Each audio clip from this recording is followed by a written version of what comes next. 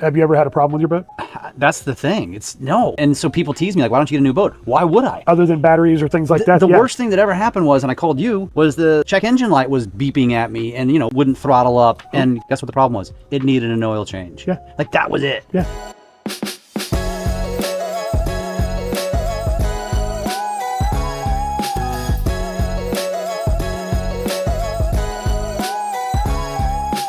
When you think about Playcraft boats, especially at the Lake of the Ozarks, and I ask you what one person comes to mind, I'm fairly certain if I polled 100 people that know Playcraft, they'd all give the exact same answer. The answer is John Odom. I appreciate that. John, we are sitting out here at the Playcraft factory. Obviously, there's some big things that have happened, but let's start here before we get into kind of where Playcraft is going. For the viewer, the audience who maybe doesn't know Playcraft, they're learning about Playcraft, and when I just said, they're like, I don't know who the hell John Odom is. Sure.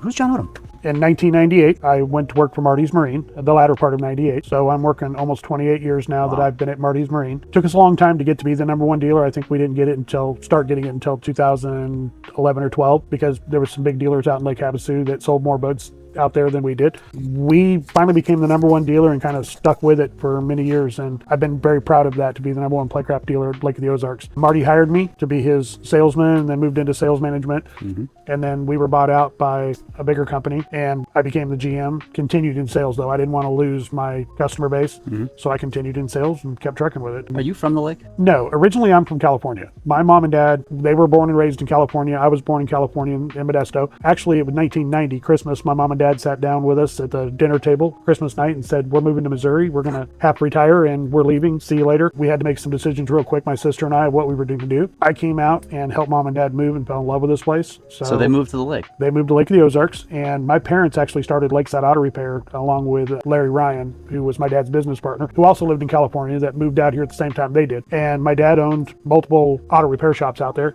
over the years. And when he came to Lake of the Ozarks, he went to get his car inspected, couldn't find a shop that he liked, and turned around and opened one up. I actually helped mom and dad. They started that in, I think, March of 91. Unfortunately, my father passed away about 4 years ago. Okay. Dad had sold out just prior to that. So we had Lakeside Auto Repair 1, 2, and 3 at Lake of the Ozarks. Wow.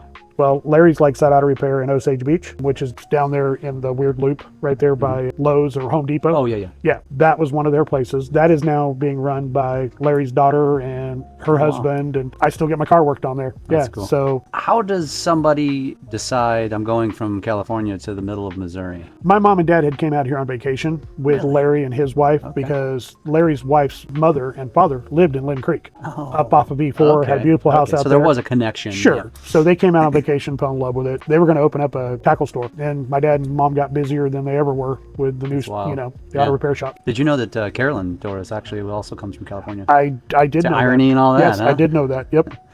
But I'm a local. I've been here since 91. So yeah. I'm considered a local out here. We're all, I feel like most Lakers are transplants, some just longer than others. It's rare to talk to somebody who's actually born and raised. They exist, but there's not a lot of them. I've talked to quite a few. Yeah. Well, awesome. So then, so you come here, you get a job with Marty's. At the time, Marty's was selling Playcraft, I assume Charger bass boats, that was it. That was it. Yeah, they had just stopped selling Voyager pontoons. Okay. Voyagers were built locally and they sold those as well. But we had gone full-blown. Playcraft and Charger were our only line. Yeah. I'll never forget the first boat I sold was a 26-foot Power Tune Extreme. I think they called it just a Power Tune back then, with a 225 two-stroke Optimax on the back of it. It was under 40 grand, but it was loaded to the hilt. And I told Marty, I said, there ain't no way we're going to sell a bunch of these at these kind of prices. And who would know where they would go? Yeah, right. I mean, nowadays we've got 500s on things, and it's just getting stupid, but I love it. That's been my passion. Jim Doris taught me everything I know about a pontoon boat. Marty and Larry were great. I mean, they taught me a ton. I hung out with Jim every moment I had. I started going to the shootout in the early 2000s whenever Jim and Carolyn were there. My job was to park Carolyn's boat. I would take 3 or 4 boats, put them on the ramp, and have a little boat show down at Shooters 21. Yeah. And they were right off the side of the ramp. And then when Carolyn came back, I would go down and help park her boat because she hated parking amongst the big boats.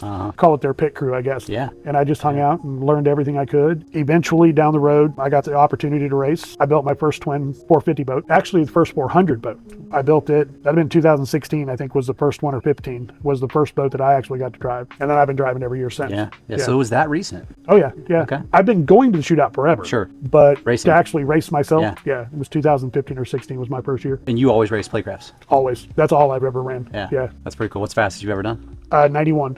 91's my fastest. When are you going to hit triple digits? Hopefully soon.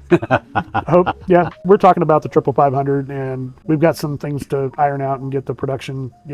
We'll get there. Yeah. We'll get there. And your background too was you were on the bass fishing circuit, right? I mean, you were a professional fisherman. Well, I'm a professional. I mean, I fished a lot of the circuits back in the day. Bass World Sports, Team Supreme, pretty much anything that went on at Lake of the Ozarks, I was fishing 4 or 5 days a week. There was a tournament on a Tuesday night, I'd go. Wednesday night, I'd go. Thursday night, I'd go. Really? On the weekends, oh yeah. Many times we'd fish all night Saturday night, then fish all day on Sunday.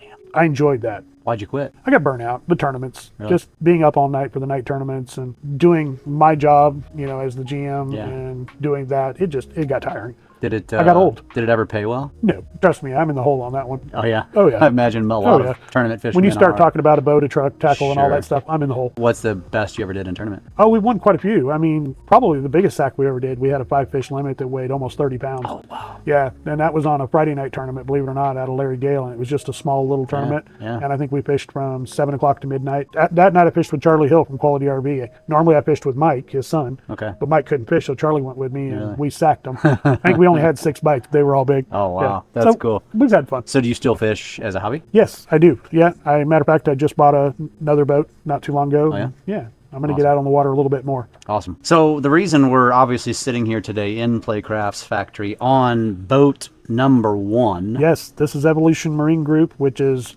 the subsidiary to Playcraft Boats.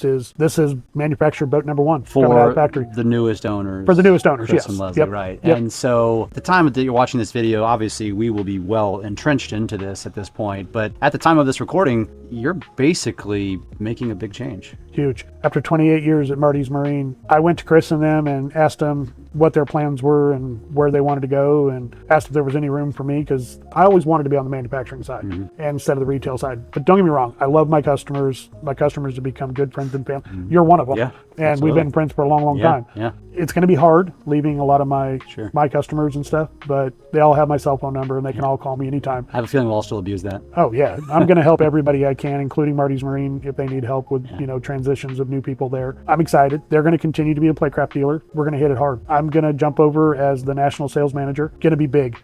It's a big change. So were you, over the last several years since Jim passed, obviously, and we talked about this in previous interviews, obviously the one with Carolyn, and I mean, it got really sketchy. And I think was it last year or the year before, they only built 15 boats. Yeah. Were you getting nervous as a dealer, as a Playcraft? Well, sure we were. Yeah. It just, all of us were a little bit nervous about it, because there's times where I think Marty and I sold 106 boats in 1 year, just Playcraft alone. Yeah. And we were the number 2 dealer that year. So you can imagine how many boats they actually probably built that year. Yeah. And I understand a lot of it during COVID, finding employees and having employees that you can count on, and with everybody with the whole COVID thing, it got tough. We're past all that now. We're going to hit it hard and bring in key people, and this place is going to get to rocking again. Yeah. We're going to make it like it used to be. We're going to bring Jim and Carolyn's legacy back and just run with it, because this boat right here, this is a 27-foot Extreme, 400R on the back of it. This boat right here will eat Lake of the Ozarks alive. You own one. Yeah. You know what it's like. Oh yeah. This boat will handle a Saturday at 1 o'clock in the afternoon on Memorial Day weekend. Easy. And not hurt anybody. Yeah. This boat is the safest boat on the lake. It will handle the big water. It'll handle the big waves. It's just an excellent boat. Yeah, you're right. It's funny too, because when I bought my boat, which by the way was in 2012 or 13, I think it was 13. Have you ever had a problem with your boat? That's the thing. It's no. And so people tease me like, why don't you get a new boat? Why would I? Other than batteries or things like that. The worst thing that ever happened was, and I called you, was the check engine light was beeping at me and wouldn't throttle up. And guess what the problem was? It needed an oil change. Yeah. Like that was it. Yeah. Where's the wood? Let's knock on it. Yep, no doubt. There's some wood in here somewhere. It's been an incredibly reliable boat, and here I am sitting here in 2026 with zero reason to make a change. Well, we're gonna have to change that. Yeah, well, I now figured that you I'm the guys are gonna national, try to do that. Now that we're the national sales manager, we're gonna have to get you a new boat. What I was going to mention is the first time that you delivered my boat, I remember this distinctly, because you're like, hit the throttle and turn the wheel and watch how this thing handles. And I'm like, are you sure about this? Trim it to the moon. Yeah. Get it up there. I mean, don't get me wrong. Over the years, every once in a while, you'll have something that happens, but that's part of the manufacturing plant being behind it and having a good warranty. We'll take care of the boat. Again, knock on wood that we don't have those issues. Right. We're hoping. And we're going to even better things. Matter of fact, they've already found some things in the pontoon logs to where little things that actually were problems before or could become problems, have already been addressed and fixed. Yeah. We are already taking those steps to make them better than they were before. That's awesome. Yeah, and we're going to work on new console designs, new seat designs. Matter of fact, I'm excited about this one because I actually get to take the boat to Lake Havasu the end of March. Sitting in the other room is a boat in production, a twin 429 footer. It's an Infinity Extreme dual console. We're actually going to do the first JPO, which is a joystick piloting from Mercury, and I am so pumped up. I'll be with you. I can't wait, man. That's gonna be fun. You can actually drive it with a smartphone. Oh yeah, it has autopilot. I have a Tesla, so I'm in love with autopilot. So I'm gonna really love that. So we're be the first one I've ever driven. So I'm gonna be a little nervous about it, but I'm excited. That is exciting. Now, as we talk about, Playcraft as a boat manufacturer, for those of you that aren't familiar, like Jim Doris was the innovator of this type of boat, leader by far. Oh, when it came to performance, there was nobody like Jim. Jim wanted to push every envelope he could push and push it as far as he could. And then he got to the point, unfortunately, where he couldn't do it anymore. He decided to retire, and we lost Jim a few years ago, and he was like a second father to me in the pontoon industry. He was just great. We actually had a discussion. He was going to put a turbine in one. Seriously, from what I understand, he actually bought a turbine and had it sitting around somewhere. Would that have been an inboard? Oh yeah, because we'd have to figure. He was trying to figure out how to get it into a pontoon lock. Yeah. We were going to build an actual turbine whistle. We were going to call it the whistle tune, and he was going to figure out how to get that inside a 2025. Oh yeah, just strictly for one thing, the shootout. Because Jim, he wanted. How do we bring that back? Oh, I don't know. that's a ways down the road. We got a lot of things to work on. But back in the day, the IOs, the first 5.7 liter 350 mag 300 horse Merc Cruiser, that boat was a 50-mile-an-hour boat, and it had the nasty sounding Captain's Choice exhaust. So when you pulled into a dock, everybody was like, what is that? What is that? Then we got to the 496 mag HOs, then went to the 525s, then the 700 SCIs. Actually, some good friends of mine, which you'll meet down the road here, Caitlin and Phil, they actually own Jim's race boat. They bought it. Cool. Carolyn sold it to them. Yep. They've got a 29x9 with twin blow and 383 strokers, pushing close to 800 horsepower each. Jeez. So Jim was the guy that just said, we'll figure out how to make it happen. Yeah. If it's possible, we'll make it happen. Oh yeah. He wanted to be safe, don't get me wrong. Yeah. But it's just... But he's the guy who took what was traditionally known as, your grandparents' boat. And of course, he was a Lake of the Ozarks guy. And he was the guy who showed up at the shootout, as Carolyn told in her story. And people were like, you can't park there. That's where the race boats go. And he's like, no, I'm racing. I'm racing. Yep. And back then, I think he had a 50-mile-an-hour boat. It wasn't... Still, that was probably unheard of back then. In a pontoon, you're right. Yeah. Yes, or a tri-toon. He kept pushing the envelope and pushing the envelope. I got a phone call from a gentleman in New York one time that I had met at the shootout a couple years before. And his question was, how big, how fast, and big a motors, and can we do? And I remember the answer was, whatever your pocketbook can handle, we'll build it.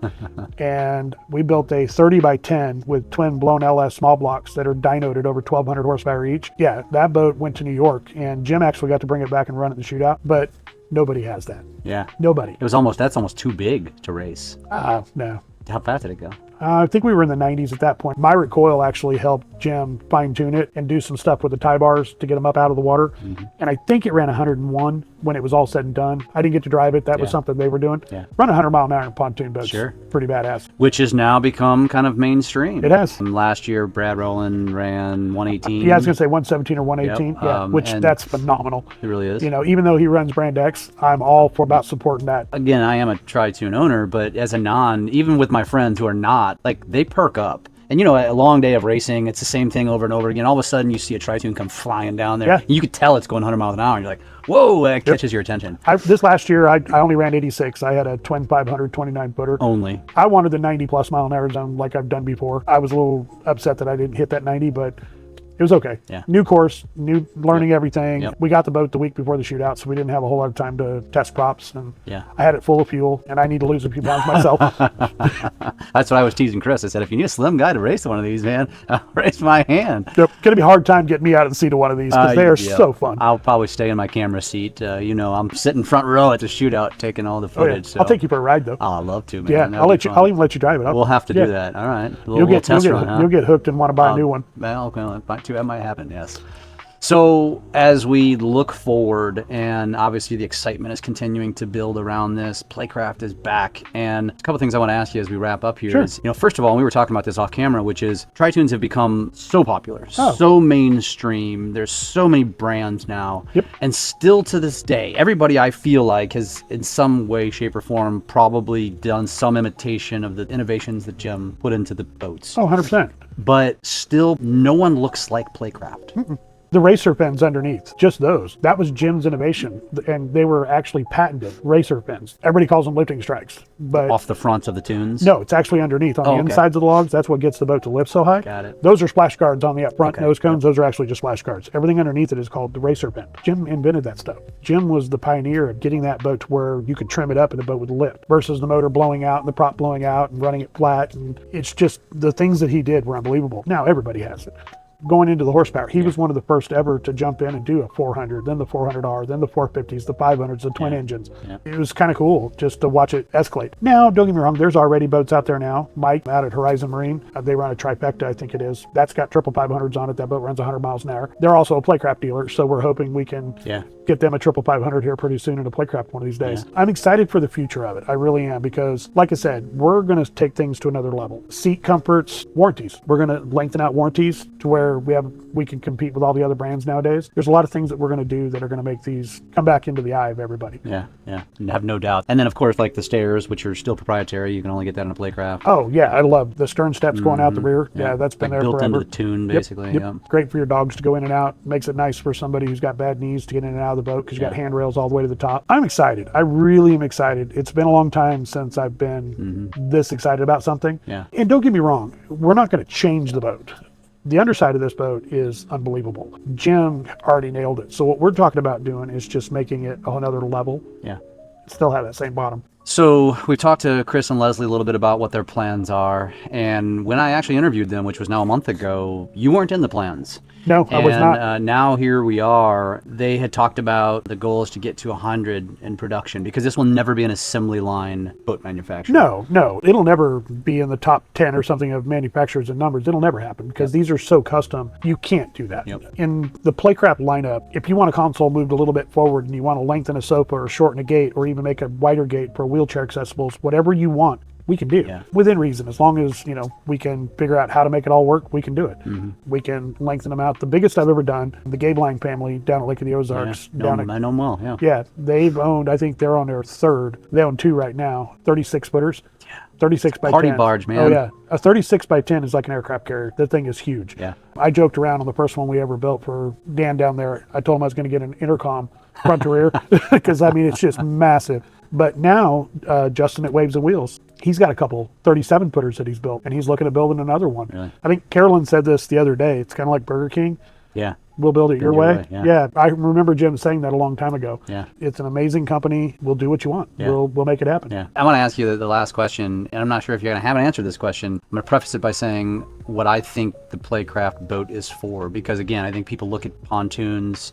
We use that word loosely, tri-tune, pontoon, whatever, as your retirement boat. You're done with the V-hull, you're done with the go fast boat, you're done with what, the center console, whatever it is, and then you retire to this. I think Playcraft pushes the envelope on that. Yeah, I'm going to rebuttal that one a little bit. Please. Because I've spent 28 years taking guys that were in their late 20s, early 30s, I was or one of 40s that had the go fast boat or have a go fast boat that swore they were never going to drive the minivan or the water. Yeah. Not going to happen. Yeah. Well, you get them in one and you get them to actually drive one and take them out. Yeah. I have a lot of customers that have the big go fast boat that'll run 100 mile an hour plus and a pontoon sitting right next to it. Yeah. And they'll all say the same thing. Yeah. We don't use the big boat anymore. Yeah. That is a common thing down here. People with multiple boats, multiple slips, and live near these different docks, and you go by them regularly. The one thing you notice, the boat that's gone the most is the tri-tune. Yeah, the tri-tune. Yeah. It's out. Yeah. The go fast guys, the guys that really love the big horsepower, they're Playcraft owners. I was going to say they have an accompanying Playcraft or multiples. The way I've always described it to people, because even at Marty's Marine, we sold multiple brands. And the way I always tried to describe it to people, because people ask what makes the Playcraft better than another brand or what makes this brand different from that one. There's a lot of Cadillacs out there, a lot of Cadillac CTSs that have performance and they're plush and they're all just unbelievably overdone. Yeah.